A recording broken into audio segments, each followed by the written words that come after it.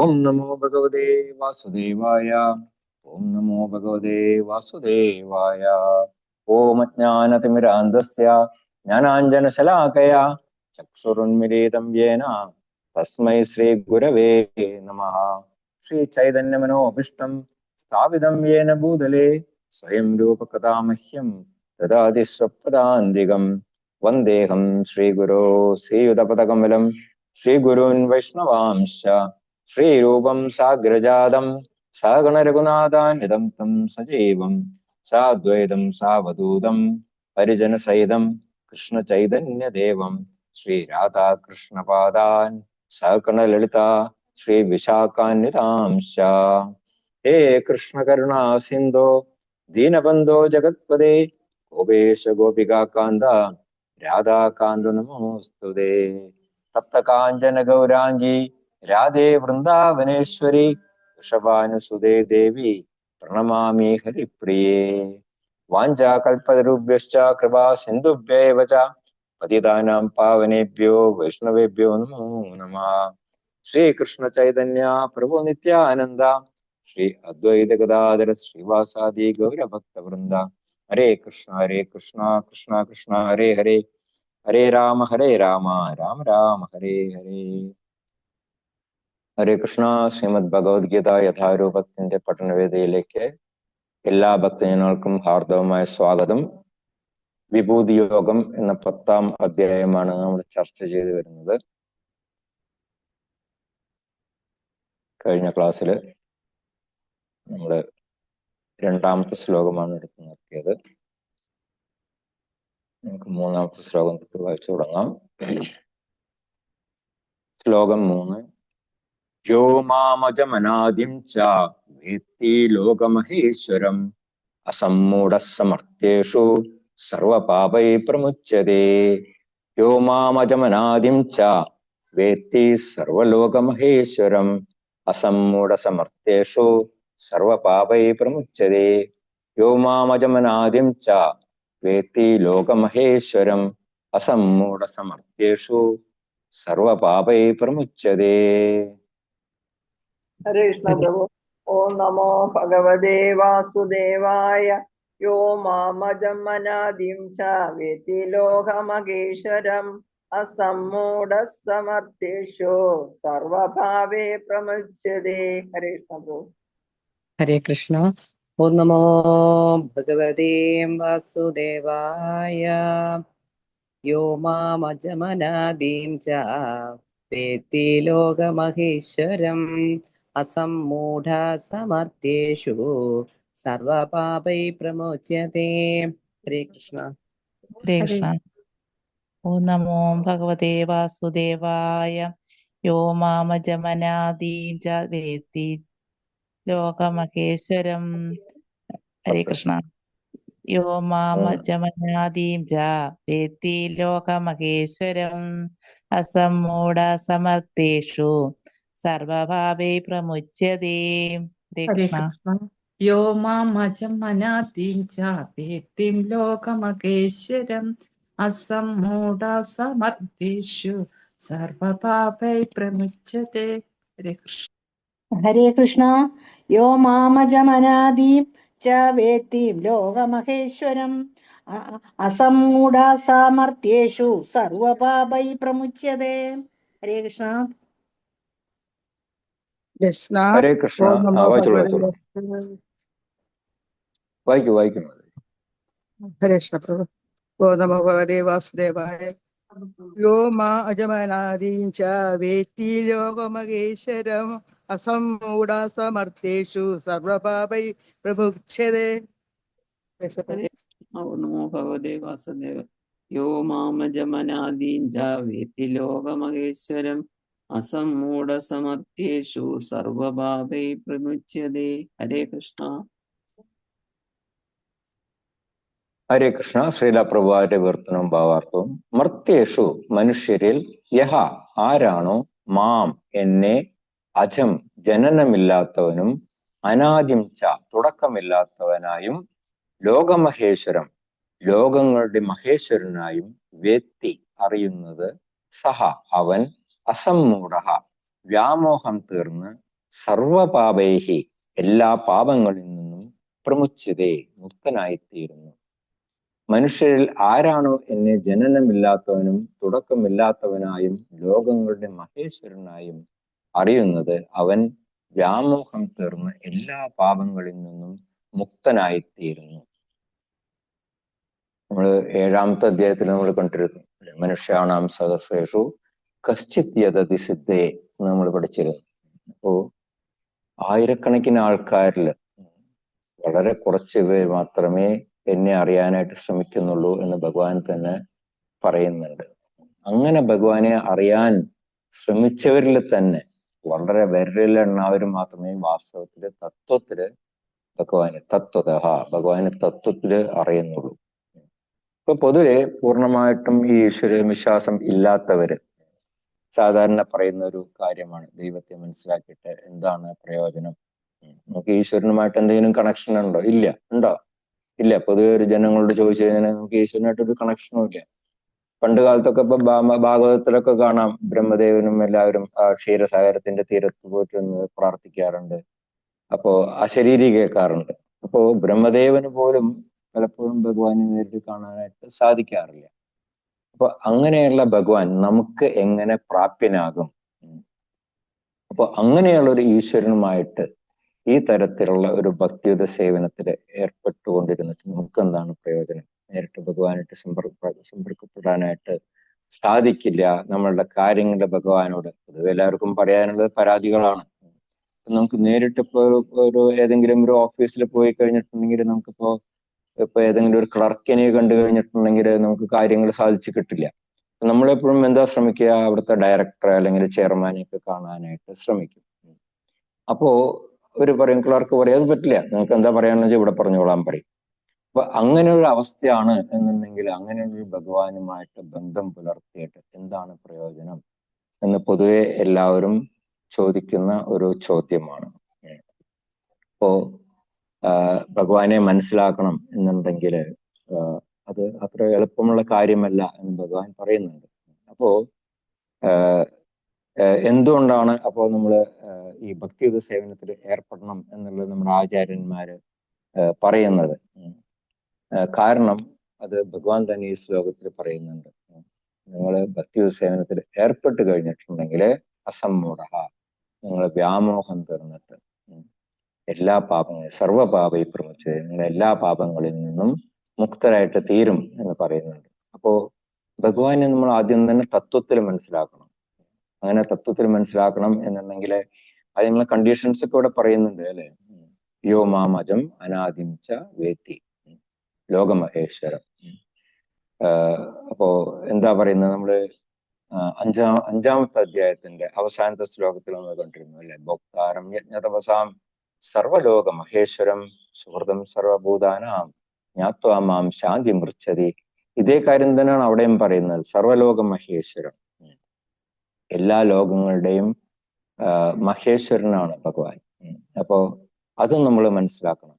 അപ്പൊ അങ്ങനെയുള്ളവർക്ക് ശാന്തി മാത്രമല്ല, ഭഗവാന്റെ ആ പരമോന്നതമായിട്ടുള്ള ആ ഭാവത്തെ നമുക്ക് പൂർണ്ണമായിട്ടും അറിയാനായിട്ട് സാധിക്കും. അപ്പൊ അങ്ങനെ ആ ഭഗവാന്റെ പൂർണ്ണമായിട്ടുമുള്ള പരമോന്നത ഭാവത്തെ മനസ്സിലാക്കി കഴിഞ്ഞിട്ടുണ്ടെങ്കിൽ നമുക്ക് എല്ലാ പാപപ്രതികരണങ്ങളിൽ നിന്നും മുക്തി കിട്ടും.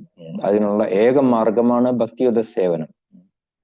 18ാമത്തെ അധ്യായത്തിൽ വരുമ്പോ 66ാമത്തെ ശ്ലോകത്തില് ഭഗവാൻ പറയുന്നുണ്ട്, സർവധർമാൻ പരിത്യജ മാം ഏകം ശരണം വ്രജ അഹം ത്വാം സർവപാപേഭ്യോ മോക്ഷയിഷ്യാമി മാ ശുചഃ എന്ന് പറയുന്നുണ്ട്. നിങ്ങൾ എല്ലാ ധർമ്മങ്ങളെയും ഉപേക്ഷിച്ചോളൂ, ഈ വേദങ്ങളിൽ പറഞ്ഞിട്ടുള്ള ധർമ്മങ്ങളെയും ഉപേക്ഷിച്ചോളൂ, അതിലൊന്നും യാതൊരു പ്രശ്നവുമില്ല. മാം ഏകം ശരണം വ്രജ എന്നാ പറയുന്നത്. നിങ്ങൾ എന്നെ മാത്രം ശരണം പ്രാപിക്കൂ എന്നുള്ള പറയുന്നത്. അപ്പോ ഭഗവാനെ പറ്റി ഇവിടെ എന്തൊക്കെയാ പറഞ്ഞത്? അജം, ഭഗവാന് ജനനമില്ല. അപ്പൊ എന്തുകൊണ്ടാണ് ഭഗവാനെ അജൻ എന്ന് പറയുന്നത്? നമ്മൾ 2ാം അധ്യായത്തിൽ ആത്മാവിനെ കുറിച്ച് പഠിച്ചിരുന്ന സമയത്ത് നമ്മൾ വായിച്ചിരുന്നു, വേദാവിശ വിനാശനം നിത്യം യ ഏനം അജം അവ്യയം എന്ന് പറഞ്ഞിരുന്നു. അതായത് ആത്മാവിന് ജനനമില്ല എന്ന് പറയുന്നുണ്ട്. ആത്മാവ് എറ്റേണൽ ആണ് എന്ന് പറയുന്നുണ്ട്. അപ്പൊ അതുപോലെ തന്നെയാണ് പരമാത്മാവ്, ഭഗവാനും അതുപോലെ തന്നെയാണ്. ഭഗവാൻ നാലാമത്തെ അദ്ദേഹത്തെ സ്ഥിരീകരിച്ചിട്ടുണ്ട് അത്. അജോപിസൻ അവ്യാത്മാ ഭൂതാനാം ഈശ്വരോപിസൻ എന്ന് പറയുന്നുണ്ട്. ഞാൻ അജനാണ്, അവ്യാത്മ, എനിക്ക് വ്യയം സംഭവിക്കുന്നില്ല, നാശം സംഭവിക്കുന്നില്ല. ഈ നമ്മൾക്കറിയാം ചന്ദ്രൻ കുറെ കാലം ഇങ്ങനെ നല്ല പൂർണ്ണ പ്രകാശത്തിൽ നിൽക്കും. അത് കഴിഞ്ഞാൽ പിന്നെ വ്യയം സംഭവിച്ചു പിന്നെ തീരെ കാണാതാവും. പിന്നെ വീണ്ടും അതിനെ കൂടുതലായിട്ട് പ്രകാശിക്കാൻ തുടങ്ങും. അപ്പോൾ അതുപോലെ അല്ല ഭഗവാന് വ്യയം സംഭവിക്കുന്നില്ല. ഭഗവാൻ എപ്പോഴും ഒരുപോലെ തന്നെ അവ്യയാത്മ. പിന്നെന്താ പറയുന്നത്? ഭൂതാനാം ഈശ്വരോപിസൻ, എല്ലാ ജീവജാലങ്ങളുടെയും ഈശ്വരനാണ് ഞാൻ എന്ന് പറയുന്നുണ്ട്. പിന്നെ എല്ലാ കാര്യങ്ങളും നടക്കുന്നത് ആത്മമായയ, എൻ്റെ ആ ആത്മീയ പ്രകൃതി കൊണ്ടാണ് എല്ലാ കാര്യങ്ങളും. സംഭവാമി ആത്മമായയ എന്ന് നമ്മൾ 4-ാം അധ്യായത്തിൽ പഠിച്ചിരുന്നു. അപ്പോ നമ്മള് പലപ്പോഴും നമ്മുടെ ജീവാത്മാക്കൾ പലപ്പോഴും ഈ പല ശരീരങ്ങൾ സ്വീകരിക്കുന്നുണ്ട്, അല്ലെ? എലി, പുലി, നായ, നരി, ആന, മയിൽ, ഒട്ടകം, അങ്ങനെ എല്ലാം പല ശരീരങ്ങളും നമ്മൾ സ്വീകരിക്കുന്നുണ്ട്. എന്തുകൊണ്ടാണ്? നമ്മുടെ കർമ്മങ്ങൾ അതുപോലെയാണ്. നമ്മുടെ കർമ്മങ്ങൾക്കനുസരിച്ച് ഉതകുന്ന രീതിയിലുള്ള 1 2 അല്ല 84 ലക്ഷം തരത്തിലുള്ള ഡ്രസ്സുകളാണ് ഭഗവാനോട് തയ്യാറാക്കി വെച്ചിരിക്കുന്നത്. നമ്മൾ ചെയ്യുന്ന കർമ്മങ്ങൾക്കനുസരിച്ച് ഇത് ഏതെങ്കിലും ഒരു ഡ്രസ്സ് നമുക്ക് അടുത്ത ജന്മത്തിൽ നമുക്ക് എടുത്തു തരും. അത് ചിലപ്പോൾ ഈ ലോകത്തിലാവാം, ചിലപ്പോൾ വേറെ ഏതെങ്കിലും ലോകത്തിലാകാം. അപ്പോ അങ്ങനെ നമുക്ക് നമ്മളുടെ കർമ്മം കൊണ്ട് പല ശരീരങ്ങള് നമുക്ക് സ്വീകരിക്കേണ്ടി വരുന്നുണ്ട്. പക്ഷെ ഭഗവാന്റെ പ്രകൃതി, അതുപോലെ ഭഗവാന്റെ പ്രവൃത്തി, അതെല്ലാം ആത്മീയമായിട്ടുള്ളതുകൊണ്ട് ഭഗവാന് ഒരിക്കലും ശരീരത്തിന് നാശം സംഭവിക്കുന്നില്ല. ഭഗവാന് ഈ ജനന മരണങ്ങളൊന്നും തന്നെ ബാധകമല്ല. അതുകൊണ്ടാണ് ഇവിടെ അജം എന്ന് പറയുന്നത്. യോമാം അജം. പിന്നെ പറയുന്നത് എന്താണ്? ലോകമഹേശ്വരം. എല്ലാ ലോകങ്ങളുടെയും ഈശ്വരനാണ് ഭഗവാൻ. നമ്മുടെ ഈ ആത്മീയ ലോകങ്ങൾ മാത്രമല്ല, നമ്മുടെ ഈ ഭൗതിക ലോകങ്ങളുടെയും ഈശ്വരൻ ഭഗവാൻ തന്നെയാണ്, വേറെ യാതൊരുമില്ല. ഏകല ഈശ്വര കൃഷ്ണ ചൈതന്യ ചരിതാമൃതത്തിൽ പറയുന്നുണ്ട്. ഈശ്വരൻ എന്ന് പറയുന്ന ഒരേ ഒരു വ്യക്തിയേ ഉള്ളൂ, ഭഗവാൻ കൃഷ്ണൻ. അപ്പോ അതാണ് ആ പ്രത്യേകത എന്ന് പറയുന്നത്. ശ്വേതാസുരോപനിഷത്തിലും പറയുന്നുണ്ട്, തം ഈശ്വരാണാം പരമം മഹേശ്വരം എന്ന് പറയുന്നുണ്ട്. എല്ലാ ഈശ്വരന്മാരുടെയും ഈശ്വരൻ ഭഗവാനാണ് എന്ന് പറയുന്നുണ്ട്. അപ്പൊ കൃഷ്ണ ഭഗവാനാണ് പരമാധികാരി. ദേവന്മാരുൾപ്പെടെയുള്ള എല്ലാ ജീവജാലങ്ങളും അദ്ദേഹത്തിന്റെ ആശ്രിതരാണ്. വിഷ്ണു സഹസ്രനാമത്തിൽ എന്ന് പറയുന്നുണ്ടല്ലോ, അനാദിനിതനം വിഷ്ണു സർവലോക മഹേശ്വരം എന്ന് പറയുന്നുണ്ട്. ലോകാധ്യക്ഷം സുനിത്യം സർവദുഃഖാദിശോപവേദ് എന്ന് പറയുന്നുണ്ട്. അപ്പോ എല്ലാ വൈദിക ഗ്രന്ഥങ്ങളും സ്ഥിരീകരിച്ചിട്ടുണ്ട്, ഈശ്വരൻ ഒന്നേ ഉള്ളൂ, ഭഗവാൻ കൃഷ്ണൻ. ഈ പ്രപഞ്ചത്തിലെ സർവഗ്രഹവ്യൂഹങ്ങൾക്കും പരമാധികാരി ഭഗവാൻ. നമ്മൾ ഈ കാണുന്ന ഈ നമ്മളുടെ ഈ ഭൂമി, നമ്മുടെ ഭൂമിയെ ചുറ്റിക്കറങ്ങുന്ന ചന്ദ്രൻ അങ്ങനെയല്ല. 12 സൗരയൂഥങ്ങളുണ്ട്. അപ്പൊ അതിനെ ചുറ്റിട്ട് ഒരുപാട് നമ്മുടെ ശാസ്ത്രജ്ഞന്മാർക്ക് കണ്ടുപിടിക്കാൻ പറ്റാത്ത അത്രയും ഗ്രഹവ്യൂഹങ്ങളുണ്ട്. നമുക്ക് അറിയാം, ഈ ബ്രഹ്മസംഹിതയിൽ പറയുന്നുണ്ട്, ഭഗവാന്റെ ഓരോ ശ്വാസത്തിൽ നിന്നും ഇങ്ങനെ ഭഗവാന്റെ ഓരോ രോമകൂപങ്ങളിൽ നിന്നും, ഓരോ ശ്വാസം ഭഗവാൻ പുറത്തേക്ക് വിടുമ്പോഴും രോമകൂപങ്ങളിൽ നിന്ന് പുതിയ ഗ്രഹവ്യൂഹങ്ങൾ വന്നുകൊണ്ടിരിക്കുകയാണ്. അപ്പൊ ഈ ഗ്രഹവ്യൂഹങ്ങൾ അങ്ങനെ സ്ഥിരമായിട്ട് നിൽക്കുന്നതല്ല, ഒരുപാട് ഗ്രഹവ്യൂഹങ്ങൾ ഇങ്ങനെ വന്നുകൊണ്ടേയിരിക്കുന്നുണ്ട്. അതിലെല്ലാം ഭഗവാൻ ഗർഭോദക്ഷായ വിഷ്ണുവായിട്ട് പ്രവേശിക്കുന്നുണ്ട്. അങ്ങനെ വീണ്ടും സൃഷ്ടി തുടങ്ങുന്നുണ്ട്. അങ്ങനെ സൃഷ്ടി നടത്തുന്ന ഓരോ ജീവജാലങ്ങളുടെയും മുഖത്ത് ഭഗവാൻ വീണ്ടും കാരണം ക്ഷീരോദക്ഷായ വിഷ്ണുവായിട്ട് പരമാത്മാവായിട്ട് പ്രവേശിക്കുന്നുണ്ട്. അപ്പൊ ഈ സൃഷ്ടി എന്ന് പറയുന്നത് അങ്ങനെ സ്ഥിരമായിട്ട് അങ്ങനെ നടന്നുകൊണ്ടേയിരിക്കുന്ന ഒരു പ്രക്രിയയാണ്. പക്ഷെ നമ്മളുടെ ഭൗതികമായിട്ടുള്ള എന്തെങ്കിലും കൊണ്ട് നമുക്കത് മനസ്സിലാക്കാനായിട്ട് സാധിക്കുന്നില്ല എന്നുള്ളതാണ്. പിന്നെ ഇവിടെ പറയുന്നത് എന്താണ്? അനാദി, തുടക്കമില്ലാത്തവൻ. തുടക്കമില്ലാത്തവൻ എന്ന് പറഞ്ഞിട്ട് ഭഗവാൻ സമയത്തിനും കാലത്തിനും എല്ലാം അതീതനാണ്. ഭഗവാന് തുടക്കവുമില്ല, ഭഗവാൻ അവസാനവുമില്ല. അടുത്ത അധ്യായത്തിൽ 11-ാം അധ്യായത്തിൽ വരുമ്പോൾ അത് അർജുനൻ തന്നെ പറയുന്നുണ്ട്, ഭഗവാന്റെ വിശ്വരൂപം കണ്ടിട്ട് അനാദിമധ്യാന്തം അനന്തവീര്യം എന്ന് പറയുന്നുണ്ട്. അപ്പോ ഭഗവാന് തുടക്കവുമില്ല, അവസാനവുമില്ല. അപ്പോ അതാണ് കൃഷ്ണൻ ദേവകി പുത്രൻ ആയിട്ട് അവതരിച്ച സമയത്ത് ഒരു സാധാരണ ശിശുവായിട്ടല്ല ഭഗവാൻ അവതരിച്ചത്, അല്ലെ? അവതാരം എടുത്ത സമയത്ത് ശംഖചക്ര ഗദാപത്മം എല്ലാം ധരിച്ചുകൊണ്ടാണ് ഭഗവാൻ അവതരിക്കുന്നത് ആ കാരാഗ്രഹത്തിൽ വെച്ചിട്ട്. പക്ഷെ പിന്നീട് ആത്മമായ ഭഗവാന്റെ തന്നെ ആ ആത്മീയ ശക്തി കൊണ്ട് ഭഗവാൻ ഒരു കൊച്ചു ശിശുവായിട്ട് മാറുകയാണ് ചെയ്യുന്നത്. അപ്പോ അങ്ങനെയുള്ള ഭഗവാനെ മനസ്സിലാക്കിയിട്ട് അദ്ദേഹത്തിന്റെ നിർദ്ദേശപ്രകാരം നമ്മൾ എന്തൊക്കെ പ്രവർത്തികൾ ചെയ്താലും അതെല്ലാം തന്നെ ആത്മീയമാണ്. അപ്പൊ അങ്ങനെയുള്ള പ്രവർത്തനങ്ങളെ ശുഭങ്ങളും അശുഭങ്ങളും ആയിട്ടുള്ള ഈ ഭൗതിക പ്രതികരണങ്ങൾ ഒന്നും തന്നെ മലിനീകരിക്കാനായിട്ട് സാധിക്കില്ല. അതുകൊണ്ടാണ് ഭഗവാൻ പറയുന്നത് സർവഭാവേ പ്രമുച്ചതേ. വാസ്തവത്തിൽ ഈ ഭൗതിക ലോകത്തിൽ ശുഭങ്ങളായിട്ട് ഒന്നും തന്നെയില്ല. അശുഭകരമായിട്ടുള്ള കാര്യങ്ങൾ മാത്രമേ നമുക്ക് കാണാനായിട്ട് സാധിക്കുള്ളൂ. ഈ ഭൗതിക ലോകത്തിന്റെ ആ എൻട്രൻസിൽ തന്നെ ഒരു ബോർഡ് എഴുതി വെച്ചിട്ടുണ്ട്, ദുഃഖാലയം അശാശ്വതം എന്ന് എഴുതി വെച്ചിട്ടുണ്ട്. ഈ ഒരു കുട്ടി ജനിക്കുമ്പോൾ എപ്പോഴെങ്കിലും ചിരിച്ചുകൊണ്ട് ജനിക്കുന്നതായിട്ട് നമ്മൾ കണ്ടിട്ടുണ്ടോ? ഇല്ല. ജനിക്കുമ്പോൾ തന്നെ കരച്ചിലോട്ടാണ് തുടക്കം. അവസാനം എല്ലാവരും കരയിച്ചുകൊണ്ട് ഈ ലോകം വിട്ടു പോവുകയും ചെയ്യും. അപ്പോൾ അതാണ് ഈ ഭൗതിക പ്രകൃതി എന്ന് പറയുന്നത്. ഇവിടെ നമുക്ക് ദുഃഖങ്ങൾ മാത്രമേ കാണാനായിട്ട് സാധിക്കുള്ളൂ. അപ്പോ അങ്ങനെയുള്ള ഈ ഭൗതിക ലോകത്തില് നമുക്ക് ഏതെങ്കിലും രീതിയിൽ നമുക്ക് കുറച്ചു നേരത്തെങ്കിലും നമുക്ക് സന്തോഷം വേണം എന്നുണ്ടെങ്കിൽ അത് നമ്മൾ ഭഗവാന്റെ സേവനത്തിൽ ഏർപ്പെടണം.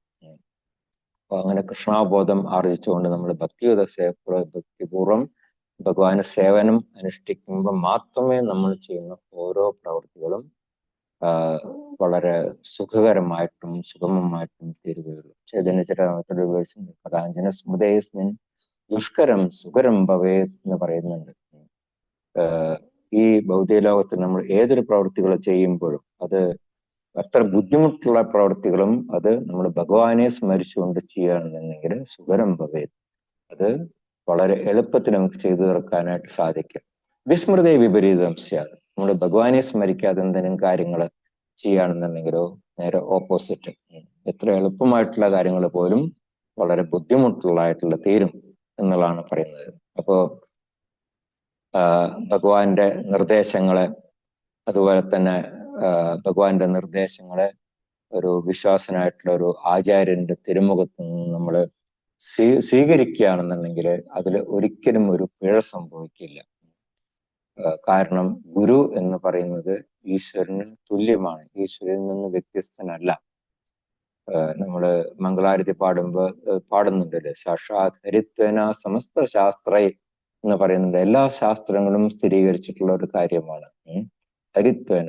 ഭഗവാൻ ഹരിക്ക് തുല്യനാണ് ഓരോ ഗുരു എന്ന് പറയുന്നുണ്ട്. അപ്പൊ അങ്ങനെയുള്ള ആത്മീയ ആചാര്യന്റെ ശിക്ഷണത്തിന് കീഴിൽ വേണം നമ്മൾ ഇത്തരത്തിലുള്ള ഈ ആത്മീയ പ്രവർത്തനങ്ങൾ പരിശീലിക്കാൻ. അപ്പൊ അങ്ങനെ നമ്മള് മനുഷ്യര് എല്ലാവരും തന്നെ ഭഗവാന് ജനനമില്ലാത്തവൻ, അതുപോലെ തന്നെ തുടക്കമില്ലാത്തവൻ, എല്ലാ ലോകങ്ങളുടെയും പരമേശ്വരൻ എന്നുള്ളതെല്ലാം നമ്മൾ തത്വത്തിൽ അറിഞ്ഞുകൊണ്ട് നമ്മുടെ ഭഗവാന് ഭക്തിയുത സേവനം അനുഷ്ഠിക്കുമ്പോൾ നമുക്ക് ഓരോരുത്തർക്കും തന്നെ നമ്മുടെ വ്യാമോഹങ്ങളെല്ലാം തീർന്നിട്ട് എല്ലാ പാപപ്രതീകരണങ്ങളിൽ നിന്നും മുക്തരായിട്ട് നമുക്ക് ഭഗവാന്റെ നാമത്തിലേക്ക് പോകാൻ സാധിക്കും എന്നുള്ളതാണ് ഈ ശ്ലോകത്തിൽ പറയുന്നത്. ശ്ലോകം 4ഉം 5ഉം ചേർന്നിട്ടാണ്.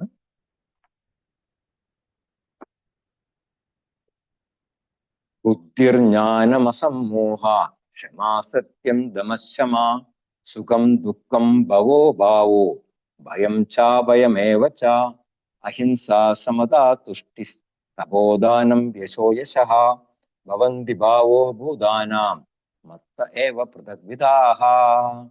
ബുദ്ധിർജ്ഞാനമസമ്മോഹ ക്ഷമാസത്യം ദമശമാ സുഖം ദുഃഖം ഭവോ ഭാവോ ഭയം ചാഭയമേവ ച അഹിംസാ സമതാ തുഷ്ടി തപോദാനം യശോ യശഃ ഭവന്തി ഭാവോ ഭൂതാനാം മത്ത ഏവ പൃഥഗ്വിധാഃ. ബുദ്ധിർജ്ഞാനമസമ്മോഹ ക്ഷമാസത്യം ദമശമാ സുഖം ദുഃഖം ഭവോ ഭാവോ ഭയം ചാഭയമേവ ച അഹിംസാ സമതാ തുഷ്ടി തപോദാനം യശോ യശഃ ഭവന്തി ഭാവോ ഭൂതാനാം മത്ത ഏവ പൃഥഗ്വിധാഃ. വായിക്കട്ടെ പ്രഭുജി? വായിക്കോ. ഹരേ കൃഷ്ണ.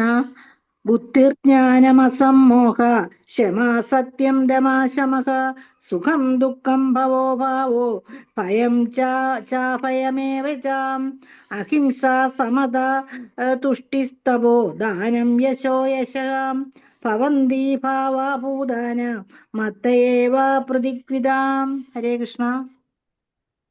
ഹരേ കൃഷ്ണ പ്രഭു. ഓം ഹരേ നമോ കൃഷ്ണ. വാസുദേവായ. ബുദ്ധിർജ്ഞാനമസമ്മോഹ ക്ഷമാ സത്യം ദമാശമ സുഖം ദുഃഖം ഭാവോ ഭാവോ ഭയം ചാഭയമേവ ച അഹിംസ സമദാ തുഷ്ടിം തപോദാനം യശോ യശഃ ഭവന്തി ഭാവഭൂതാനാം മത്ത ഏവ വൃദഗ്ധിജാ. കൃഷ്ണ ബുദ്ധിർജ്ഞാനമസമ്മോഹ ക്ഷമാ സത്യം തമശമഃ സുഖം ദുഃഖം ഭവോ ഭാവോ ഭയം ചാഭയമേവ ച അഹിംസ സമത തുഷ്ടിസ്തപോദാനം യശോ യശഃ ഭവന്തി ഭാവോ ഭൂതാനം മത്ത ഏവ പ്രതിക്വിതാം. ഹരേ കൃഷ്ണ. ഹരേ കൃഷ്ണ. ബുദ്ധിർജ്ഞാന സമ്മോഹ ക്ഷമാ സത്യം ദമാശമ സുഖ ദുഃഖം ഭവോ ഭാവോ ഭയം ചാഭയമേവ ച അഹിംസ സമത തുഷ്ടി തപോദാന യശോ യശ ഭവന്തി ഭാവഭൂതാന മത്തയേവ പൃഥഗ്വിദാ. കൃഷ്ണ. ഹരേ കൃഷ്ണ. ഓം നമോ ഭഗവതേ വാസുദേവായ. ബുദ്ധിർജ്ഞാനാമസമ്മോഹ ക്ഷമാ സത്യം ദമാശമഃ സുഖം ദുഃഖം ഭവോ ഭാവോ ഭയം ചാഭയമേവ ച അഹിംസാ സമതാ തുഷ്ടി തപോദാനം യശോ യശ ഭവന്തി ഭാവഭൂതാനാം മത്ത ഏവ പൃഥഗ്വിദാഃ. ഹരേ കൃഷ്ണ.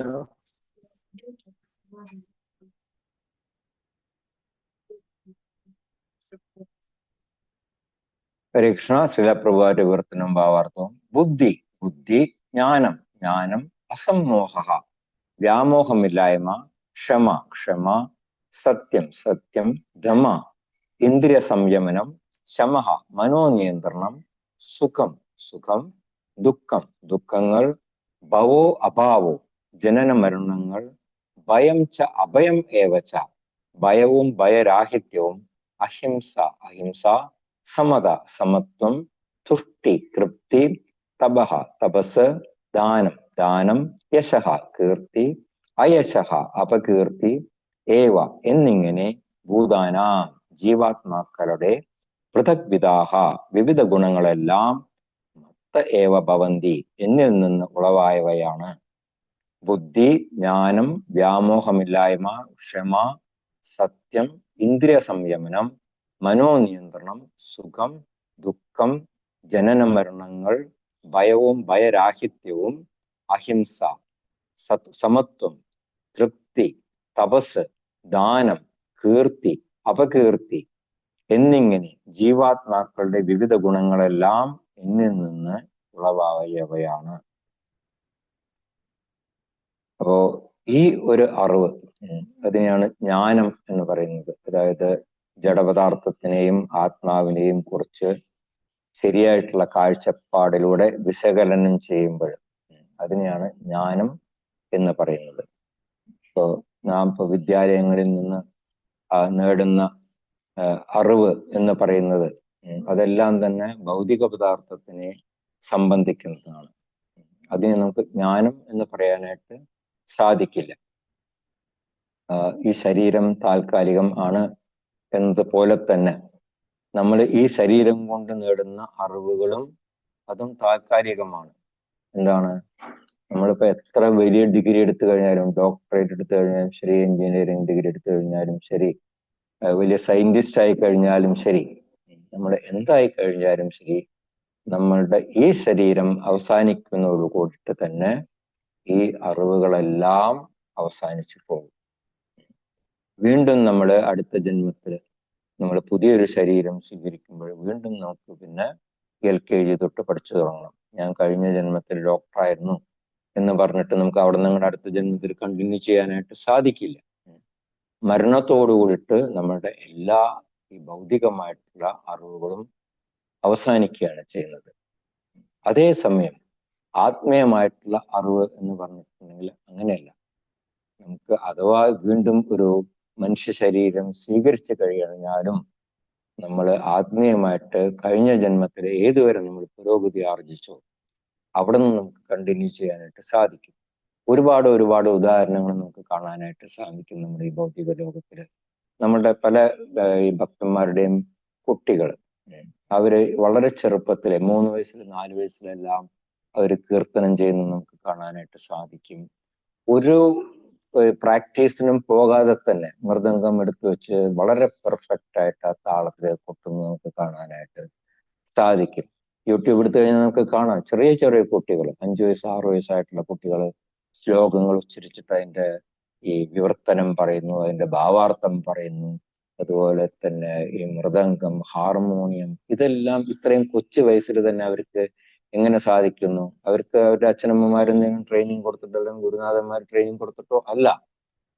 അതെല്ലാം അവരുടെ ആ കഴിഞ്ഞ ജന്മത്തിൽ നിന്ന് പ്രാക്ടീസ് ചെയ്ത് വന്നിരുന്നതാണ്. അപ്പോൾ അവരുടെ ആ ശരീരം അവർക്ക് ത്യജിക്കേണ്ടി വന്നപ്പോൾ ഈ ആധ്യാത്മികമായിട്ടുള്ള അറിവുകളെല്ലാം തന്നെ ആത്മാവിനോടൊപ്പം തന്നെ സഞ്ചരിച്ച് വീണ്ടും അടുത്ത ശരീരത്തിൽ നമുക്ക് അത് തുടരാനായിട്ടുള്ളൊരു അവസരം ഭഗവാൻ തന്നെ നമുക്ക് തരികയാണ് ചെയ്യുന്നത്.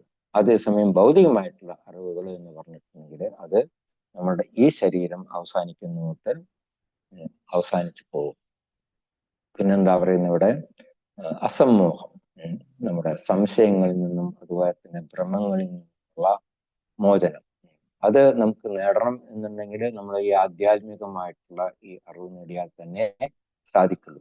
ഭഗവത്ഗീതയില് ഭഗവാൻ തരുന്ന നിർദ്ദേശങ്ങള്, അതുപോലെ തന്നെ ശ്രീമദ് ഭാഗവതത്തില് ഭഗവാന്റെ ലീലകള് അത് ആചാര്യന്മാര് പറയുന്നുണ്ട്, ശ്രീ സുഖബ്രഹ്മർഷി പറയുന്നുണ്ട്, അത് കഴിഞ്ഞിട്ടുണ്ട് സൂതഗോസ്വാമി പറയുന്നുണ്ട്, മഹാദേവൻ പാർവതി ദേവിയോട് പറയുന്നുണ്ട്.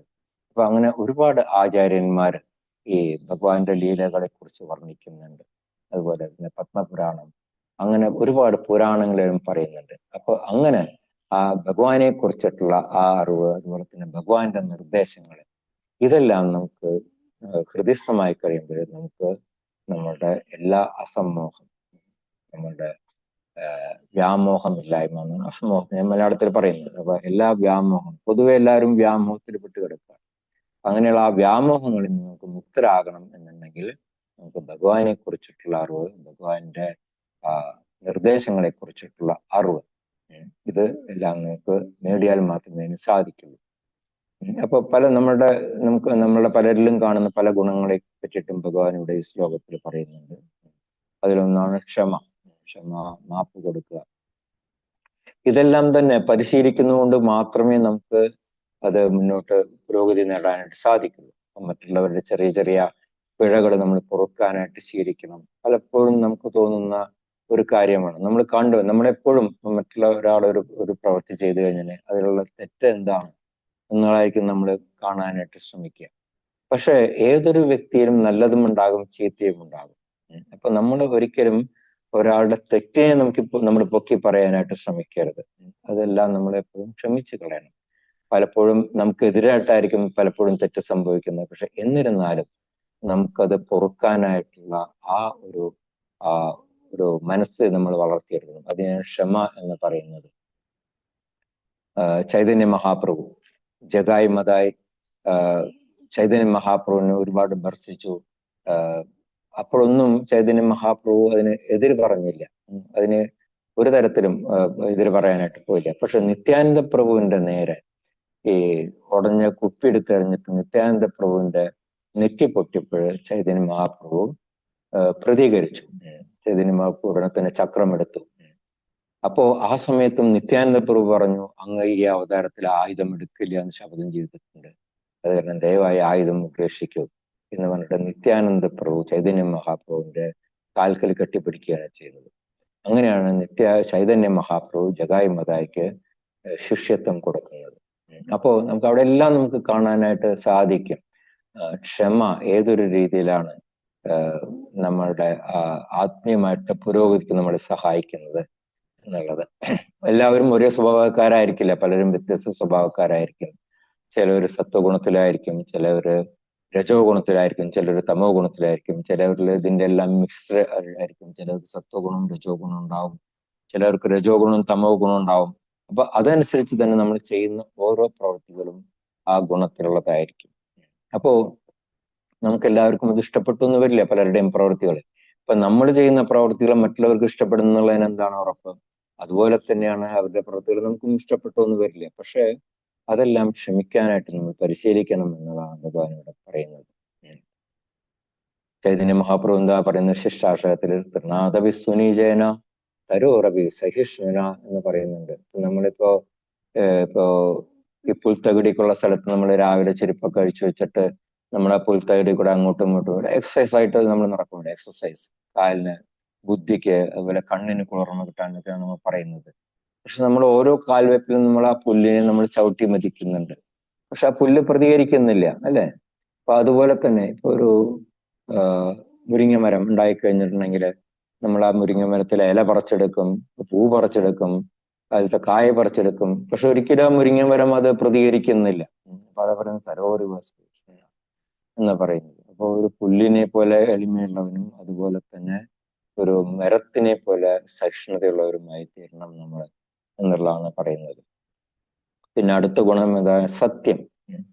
സത്യം എന്ന് പറഞ്ഞിട്ടുണ്ടെങ്കിൽ വസ്തുതകളെ വളച്ചൊടിക്കാതെ അന്യർക്ക് ഉപകരിക്കാവുന്ന രീതിയിൽ നമ്മളത് അവതരിപ്പിക്കുക എന്നുള്ളതിനാണ് സത്യം എന്ന് പറയുന്നത്. മറിച്ചായിക്കൂടാ. നമ്മൾ ഒരിക്കലും ഉള്ളിലൊന്നും വെച്ചുകൊണ്ട് നമ്മൾ പുറത്തേക്ക് വേറൊരു രീതിയിൽ നമ്മൾ പ്രവർത്തിക്കാനായിട്ട് പാടില്ല. നമ്മളെ മനസ്സിലുള്ളത് നമ്മളത് തുറന്നു പറയണം. അത് ശത്രുവിനോടായാലും ശരി, മിത്രത്തിനോടായാലും ശരി, അത് നമ്മൾ തുറന്നു പറയണം. അല്ലാതെ നമ്മളിപ്പോ ഒരാളെ കുറിച്ച് വേറൊരാളോട് പറഞ്ഞു കൊടുക്കുക, അതല്ല. നമ്മൾ നേരിട്ട് പറയാനുള്ളത് ആ വ്യക്തിയോട് തന്നെ നേരിട്ട് പറയാം, വാസ്തവം എന്തായി കഴിഞ്ഞാലും ശരി. അപ്പൊ അതിനെയാണ് സത്യം എന്ന് പറയുന്നത്. പിന്നെ പറയുന്നത് എന്താണ്? ദമഹ, ഇന്ദ്രിയ നിയന്ത്രണം. ഇന്ദ്രിയ നിയന്ത്രണം എന്ന് പറഞ്ഞിട്ടുണ്ടെങ്കിൽ എന്താണ്? ആവശ്യമില്ലാതെ നമ്മുടെ ഇന്ദ്രിയങ്ങളെ സ്വന്തം സുഖാനുഭോഗങ്ങൾക്ക് വേണ്ടിയിട്ട് ഉപയോഗിക്കാതിരിക്കുക. ഇന്ദ്രിയ നിയന്ത്രണം എന്ന് പറഞ്ഞാൽ പലരും തെറ്റായിട്ട് വ്യാഖ്യാനിക്കുന്നുണ്ട്. ഒരു സ്ഥലത്ത് ചടഞ്ഞു കൂടിയിരുന്നിട്ട് വെറുതെ ഇരിക്കുക, അങ്ങനെ. അതിനാണ് ഇന്ദ്രിയ നിയന്ത്രണം. യോഗ ക്ലാസ്സിലൊക്കെ പോയി കഴിഞ്ഞാൽ ഇന്ദ്രിയ നിയന്ത്രണം എന്നുകൊണ്ട് കുറച്ചു നേരം കണ്ണടച്ച് അങ്ങനെ ഇരിക്കാൻ പറയും. അതല്ല ഇന്ദ്രിയ നിയന്ത്രണം എന്ന് പറഞ്ഞിട്ടുണ്ടെങ്കിൽ നമ്മളുടെ സ്വന്തം കാര്യങ്ങൾക്ക് വേണ്ടിയിട്ട് ഇന്ദ്രിയങ്ങളെ അനാവശ്യമായി ദുർവിനിയോഗം ചെയ്യാതിരിക്കുക. അതിനെയാണ് ഇന്ദ്രിയ നിയന്ത്രണം എന്ന് പറയുന്നത്. പക്ഷെ നമ്മുടെ ഇന്ദ്രിയങ്ങളെല്ലാം തന്നെ നമുക്ക് ഭഗവാന്റെ സേവനത്തിന് വേണ്ടിയിട്ട് ഉപയോഗിക്കാം, അല്ലെ? അംബരീഷ് മഹാരാജാവ് ചെയ്തിരുന്നു, അല്ലെ? നവവിധ ഭക്തി, ശ്രവണം, കീർത്തനം, വിഷ്ണു സ്മരണം, പാദസേവനം, അർച്ചനം, വന്ദനം, ദാസ്യം, സഖ്യം, ആത്മനിവേദനം. അപ്പോ നമ്മളുടെ ഓരോ ഇന്ദ്രിയങ്ങളും, നമ്മുടെ കണ്ണായിക്കോട്ടെ, കൈ ആയിക്കോട്ടെ, കാലായിക്കോട്ടെ, നാക്കായിക്കോട്ടെ, എല്ലാം തന്നെ നമുക്ക് ഭഗവാന്റെ സേവനത്തിന് വേണ്ടിയിട്ട് നമുക്ക് ഉപയോഗിക്കാനായിട്ട് സാധിക്കും. അംബരീഷ് മഹാരാജാവ് ലോക സമ്രാട്ടായിരുന്നു. പക്ഷെ അദ്ദേഹം എന്താണ് ചെയ്തിരുന്നത്? രാവിലെ എണീറ്റ് കഴിഞ്ഞിട്ടുണ്ടെങ്കിൽ ഭഗവാന്റെ ക്ഷേത്രത്തിലേക്ക് പോകും. അദ്ദേഹം കൈകൾ കൊണ്ട് ഭഗവാന്റെ ക്ഷേത്രം തുടച്ച് വൃത്തിയാക്കും. അത് കഴിഞ്ഞാൽ പൂ പറിച്ചിട്ട് ഭഗവാന് മാലയുണ്ടാക്കി കെട്ടും. അതുപോലെ തന്നെ അവിടെ വരുന്ന ഭക്തന്മാരുടെ തൃപ്പാദങ്ങൾ കഴുകി കൊടുക്കും.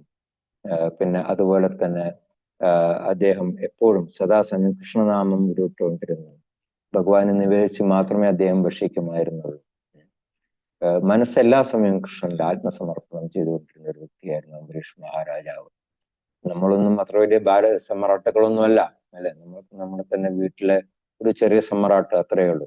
അപ്പൊ നമുക്കെല്ലാം വാസ്തവത്തിൽ ഒരുപാട് സമയം കിട്ടുന്നുണ്ട്. പക്ഷെ വാസ്തവത്തിൽ നമ്മളത് ഉപയോഗിക്കുന്നില്ല ഭഗവാന്റെ സേവനത്തിന് വേണ്ടിയിട്ട് എന്നുള്ളതാണ് പറയുന്നത്.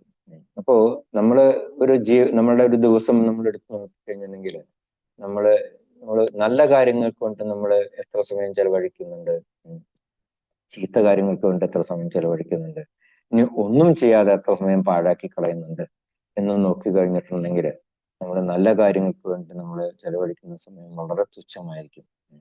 ബാക്കി സമയം മുഴുവൻ നമ്മൾ പാഴാക്കി കളയുക ചെയ്യുന്നത്. ഒന്നിലും മറ്റുള്ളവരെ കുറ്റം പറഞ്ഞുകൊണ്ട്, അതെല്ലാം എന്നുണ്ടെങ്കിൽ വെറുതെ ഇരുന്നുകൊണ്ട് നമ്മൾ സമയം പാഴാക്കി കളയുക ചെയ്യുന്നത്. അപ്പോ അങ്ങനെയുള്ള പ്രവർത്തനങ്ങളിൽ നിന്നെല്ലാം നമ്മൾ നമ്മളുടെ മനസ്സിനെയും ശരീരത്തിനെയും നമ്മൾ നിയന്ത്രിച്ചിട്ട് നമ്മൾ ഭഗവാന്റെ സേവനത്തിനുണ്ട് ഉപയോഗിക്കുന്നതിനാണ് ദമഹ എന്ന് പറയുന്നത്. പിന്നെ ശമഹ എന്ന് പറഞ്ഞിട്ടുണ്ടെങ്കിൽ നമ്മുടെ മനസ്സിനെ നമ്മൾ നിയന്ത്രിക്കാൻ പരിശീലിക്കണം. അതിനെയാണ് ശമം എന്ന് പറയുന്നത്. അപ്പൊ ഇന്ദ്രിയങ്ങളെ നിയന്ത്രിക്കുന്നതിൽ വെച്ചിട്ട് ഏറ്റവും പ്രധാനമായിട്ടുള്ള കാര്യമാണ് മനസ്സിനെ നിയന്ത്രിക്കുക എന്ന് പറയുന്നത്. കാരണം മനസ്സാണ് നമ്മളെ ഈ ഭൗതിക ലോകത്തിൽ തന്നെ തളച്ചിടുന്നതും ഭൗതിക ലോകത്തിൽ നമ്മളെ മുക്തി നേടിത്തരുന്നതും. മന ഏവ മനുഷ്യാനാം കാരണം മോക്ഷബന്ധയോഗം. അപ്പോൾ അങ്ങനെയുള്ള മനസ്സിനെ നമ്മൾ നിയന്ത്രിക്കാനായിട്ട് പരിശീലിക്കണം. അത് വളരെ പ്രയാസമുള്ള കാര്യമാണ്. അർജുനും അത് പ്രയാസം തന്നെയായിരുന്നു. അർജുനന് പറഞ്ഞിരുന്നു അല്ലെ, ചഞ്ചലം കിമന കൃഷ്ണ പ്രമാദി ദൃഢവത്മരം എന്ന് പറഞ്ഞിരുന്നു. അതായത് ഇന്ദ്രിയങ്ങളെ നിയന്ത്രിക്കുക എന്ന് പറഞ്ഞിട്ടുണ്ടെങ്കിൽ അത് എന്നെ കൊണ്ട് അത്ര എളുപ്പമുള്ള കാര്യമല്ല. പക്ഷെ ഭഗവാൻ എന്താ പറഞ്ഞത്? അഭ്യാസേന, നീ അത് പ്രാക്ടീസ് ചെയ്താൽ നിനക്ക് സാധിക്കും എന്ന് പറഞ്ഞു. അപ്പോ മനസ്സിനെ നിയന്ത്രിക്കുക. മനസ്സിനെ നിയന്ത്രിക്കുന്ന വഴി മാത്രമേ നമുക്ക് നമ്മുടെ ഇന്ദ്രിയങ്ങളെ നിയന്ത്രിക്കാനായിട്ട് സാധിക്കുള്ളൂ. അങ്ങനെ മനസ്സിനെയും ഇന്ദ്രിയങ്ങളെയും നിയന്ത്രിച്ചാൽ മാത്രമേ നമുക്ക് ആധ്യാത്മികമായിട്ടുള്ള പുരോഗതി നേടാനായിട്ട് സാധിക്കുള്ളൂ. ഇപ്പൊ നമ്മുടെ നാക്കിനെന്ന് പറഞ്ഞിട്ടുണ്ടെങ്കിൽ നമുക്ക് 2 ജോലികൾ കൊടുക്കാൻ പറ്റും അല്ലെ. ഒന്ന് ഭഗവാന് നിവേദിച്ച പ്രസാദം കഴിക്കാനായിട്ടും അതുപോലെ തന്നെ ഭഗവാന്റെ തിരുനാമം ജപിക്കാനായിട്ടും നമുക്ക് നാക്കിനെ ഉപയോഗിക്കാം. പക്ഷെ അതിന് പകരം നമ്മൾ എന്താണ് ചെയ്യുന്നത്? നമ്മൾ പരദൂഷണത്തിന് വേണ്ടി ഉപയോഗിക്കും നാക്കിനെ. അപ്പൊ അത് തെറ്റാണ്. അപ്പോൾ അങ്ങനെ നമ്മൾ മനസ്സിനെയും ഇന്ദ്രിയങ്ങളെയും നിയന്ത്രിക്കുക. പിന്നെ ഭഗവാൻ പറയുന്നത് എന്താണ്? ഭവം അപവം.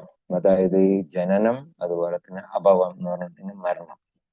ഇത് രണ്ടും ശരീരത്തിന് സംഭവിക്കുന്നതാണ്. ആത്മാവിനെ സംബന്ധിച്ചിട്ട് ജനനമില്ല.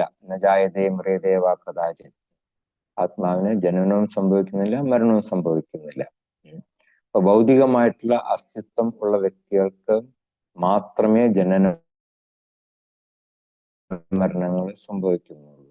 ആത്മീയ ലോകത്തില് ജനനവും ഇല്ല, മരണവും ഇല്ല. ഗോലോക വൃന്ദാവനത്തിൽ ആരെങ്കിലും ജനിച്ചു അല്ലെങ്കിൽ മരിച്ചു അല്ലെങ്കിൽ അവിടെ ഈ നാമകരണം അല്ലെങ്കിൽ ഈ ഗർഭധാന സംസ്കാരം അല്ലെങ്കിൽ ഈ അന്ത്യേഷ്ടിക്രിയ അങ്ങനെ നടത്തിയിട്ട് നമ്മൾ ഭാഗവത്തിലൊന്നും എവിടെയും വായിച്ചിട്ടില്ല. കാരണം അവിടെ ആർക്കും ജനനവും ഇല്ല, മരണവും ഇല്ല.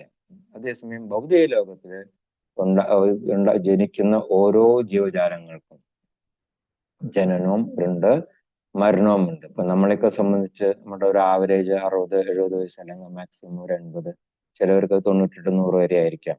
അതേസമയം ഒരു ഈയാമ്പാറ്റ, അതിന് ഒരു രാത്രിയേ ഉള്ളൂ അല്ലെ. മഴ പെയ്യുന്ന പുതുമഴ പെയ്യുന്ന സമയത്ത് അത് മണ്ണിൽ നിന്ന് വരുന്നത് കാണാം. രാത്രിയോട്ട് അതിന്റെ ശരീരം അവസാനിക്കുക ചെയ്യുന്നത്. അപ്പോ അങ്ങനെ വളരെ ഈ ഭവം അപവം, ജനനം മരണം എന്ന് പറയുന്നത് അത് ഈ ഭൗതിക ലോകത്തിലുള്ള ഈ ഭൗതികമായിട്ടുള്ള ശരീരം സ്വീകരിച്ചിരിക്കുന്നത് മാത്രം പറഞ്ഞിട്ടുള്ള കാര്യമാണ്. അതും ഭഗവാൻ തന്നെ തന്നിരിക്കുന്നതാണ്. പിന്നെ എന്താണ്? ഭയം അഭയം. അതായത് ഭയം എന്ന് പറയുമ്പോൾ പൊതുവെ ഭയം എന്ന് പറയുന്നത് എന്താണ്? അതായത് നമ്മുടെ എല്ലാം ഭാവിയെ കുറിച്ചുള്ള വ്യാകുലത, അതാണ് ഭയം. ഇനി ഫ്യൂച്ചറിൽ എന്ത് സംഭവിക്കാൻ പോകുന്നു, അതാണ് നമ്മുടെ എല്ലാം ഭയത്തിന്റെ മൂല കാരണം.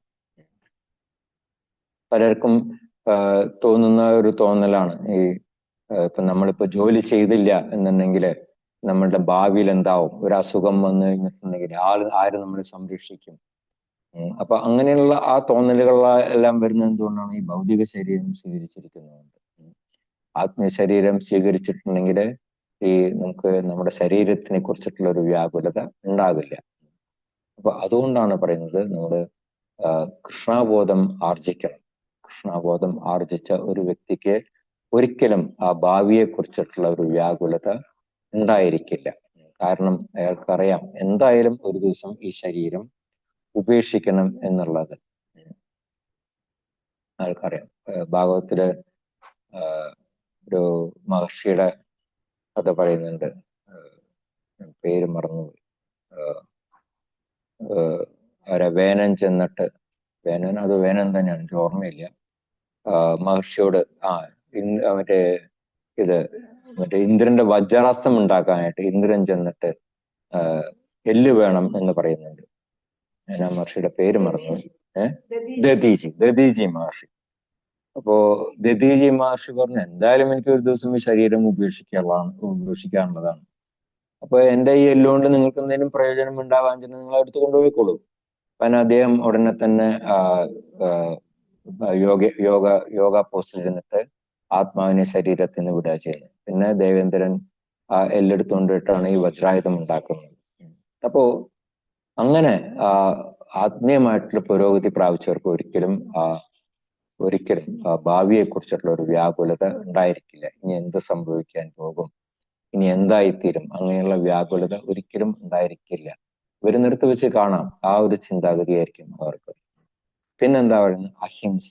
അതായത് മറ്റുള്ളവർക്ക് ക്ലേശം അല്ലെങ്കിൽ ആശയക്കുഴപ്പങ്ങൾ ഉണ്ടാക്കുന്ന പ്രവൃത്തികൾ, അതിനെയാണ് ഈ അഹിംസ എന്ന് പറയുന്നത്. അങ്ങനെയുള്ള പ്രവൃത്തികൾ നമ്മൾ ചെയ്യാതിരിക്കണം. പലർക്കും തോന്നും ഞാൻ മറ്റുള്ള മൃഗങ്ങളെ ഹിംസിക്കാതിരുന്നിട്ടുണ്ടെങ്കിൽ അതാണ് അഹിംസ. ഇപ്പൊ ബുദ്ധന്റെ ഫിലോസഫി അതായിരുന്നല്ലോ, അഹിംസ. അപ്പോ മറ്റുള്ള മൃഗങ്ങളെ വധിക്കാതിരിക്കുക. പക്ഷെ ഈ മറ്റുള്ള മൃഗങ്ങളെ വധിക്കാതിരിക്കുന്നവർ പോലും ഇപ്പൊ നമ്മുടെ മനുഷ്യ സമൂഹത്തിൽ നോക്കിക്കഴിഞ്ഞിട്ടുണ്ടെങ്കിൽ കാണാം, ഈ രാഷ്ട്രീയ പോര് അതൊക്കെ വെച്ചുകൊണ്ട് സ്വയം മനുഷ്യരെ തന്നെ കൊല്ലുന്നതെല്ലാം നമുക്ക് കാണാനായിട്ട് സാധിക്കും.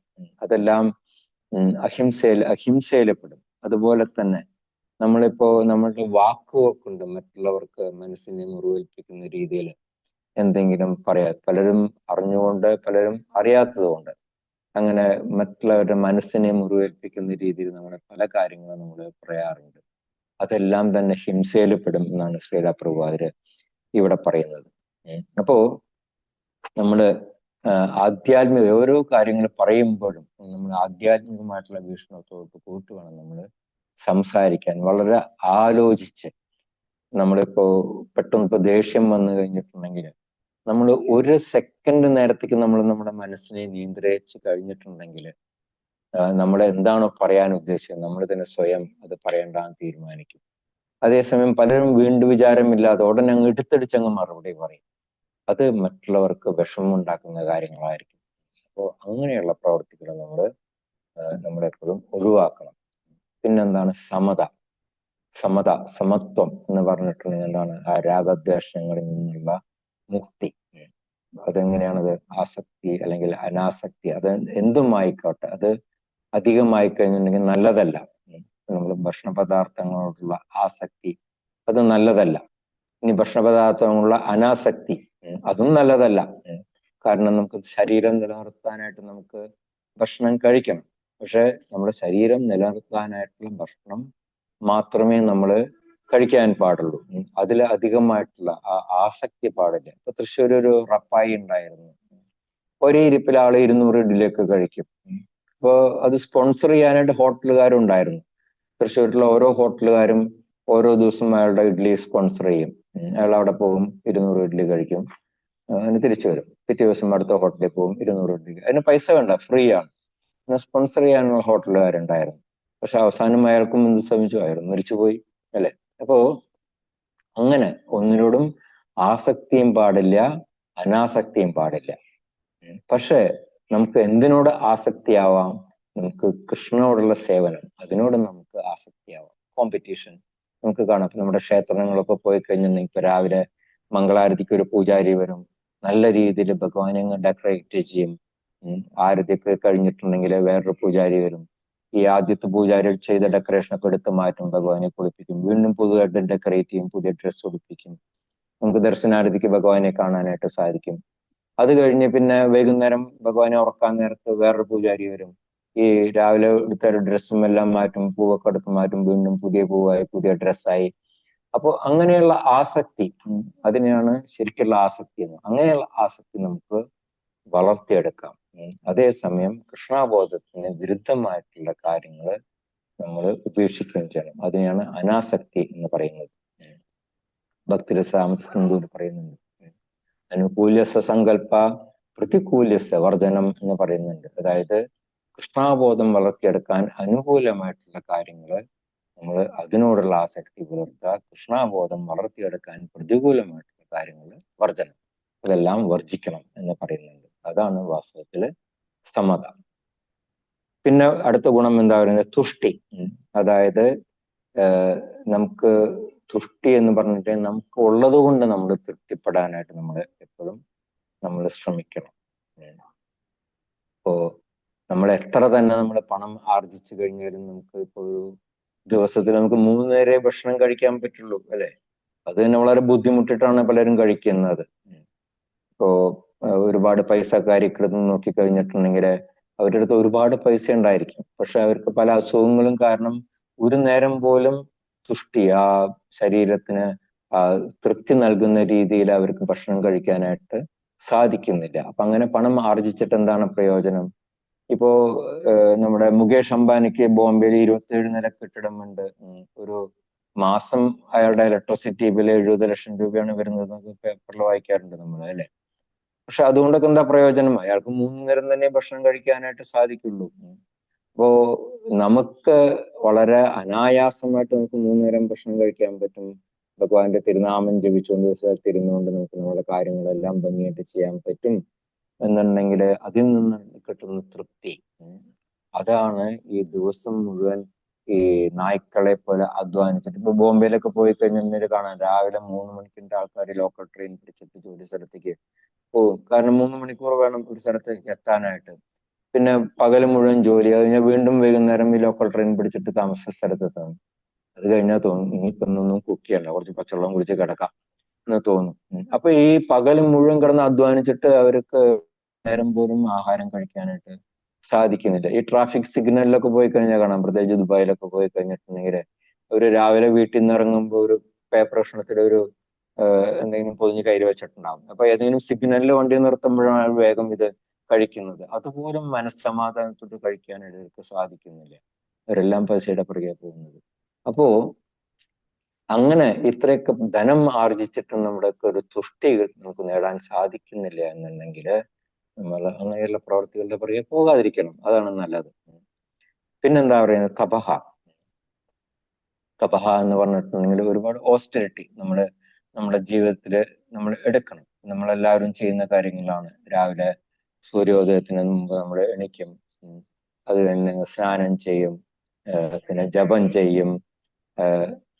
ഇതെല്ലാം പ്രയാസമുള്ള കാര്യങ്ങളാണ്. ഇപ്പൊ രാവിലെ എണീക്കുക എന്ന് പറഞ്ഞാൽ ഇന്നത്തെ കാലത്ത് പൊതുവെ എല്ലാവർക്കും സാധിക്കുന്ന കാര്യമില്ല. പൊതുവെ ആരും തന്നെ 6 മണി കഴിയാതെ എണീക്കില്ല. 3 മണിക്ക് എണീക്കുക, 4 മണിക്ക് എണീക്കുക എന്ന് പറഞ്ഞിട്ടുണ്ടെങ്കിൽ അതൊക്കെ വളരെ പ്രയാസമുള്ള കാര്യങ്ങളാണ്.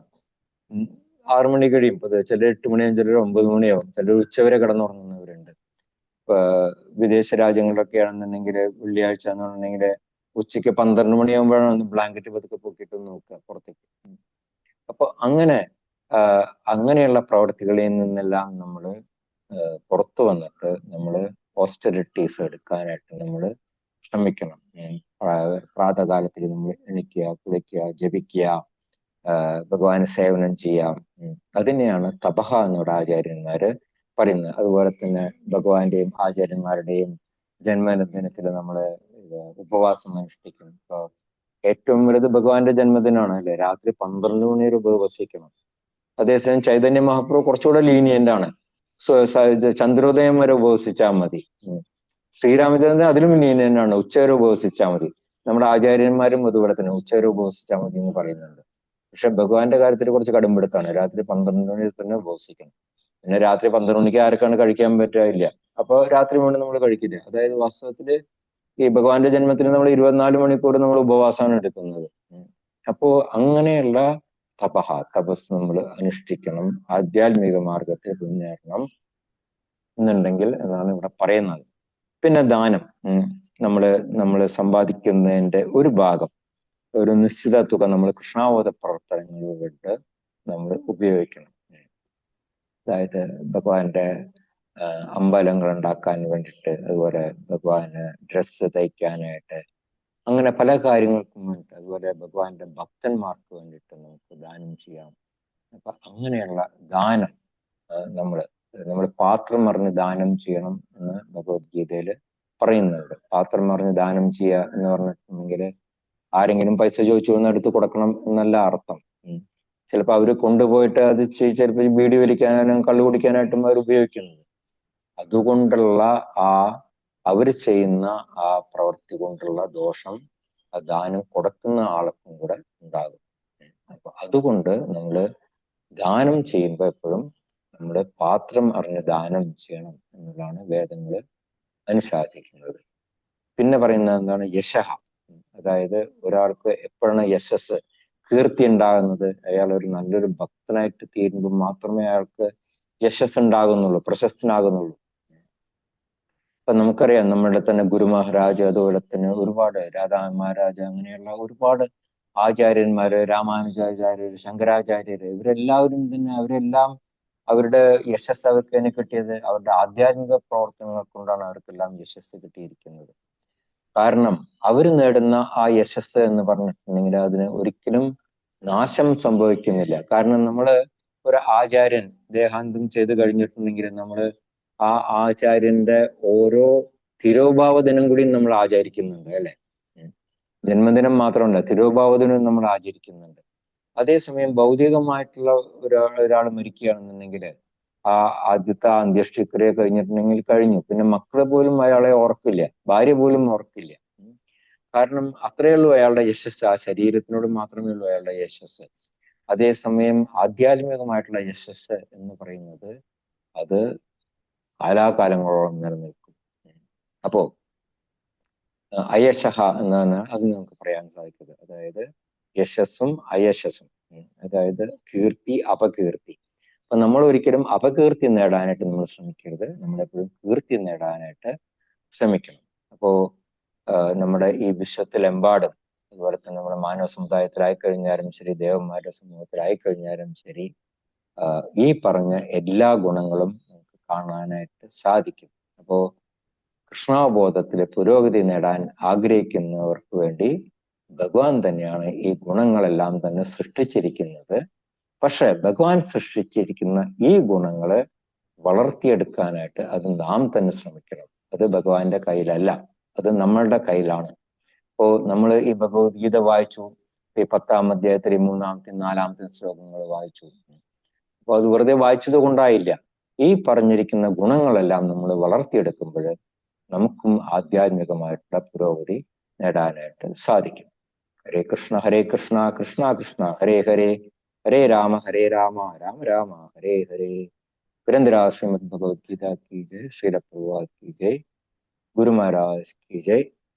ആർക്കെങ്കിലും എന്തെങ്കിലും സംശയങ്ങളുണ്ടെങ്കിൽ നമുക്കത് അടുത്ത ക്ലാസ്സിൽ ചർച്ച ചെയ്യാം. കാരണം ഇന്ന് കുറച്ച് ശ്ലോകങ്ങൾ കുറച്ച് ഗംഭീരമായിരുന്നത് കൊണ്ട് അത് എക്സ്പ്ലെയിൻ ചെയ്യാനായിട്ട് കൂടുതൽ സമയം എടുത്തു. നമുക്കൊന്ന് ഇവിടെ വെച്ച് നിർത്താം.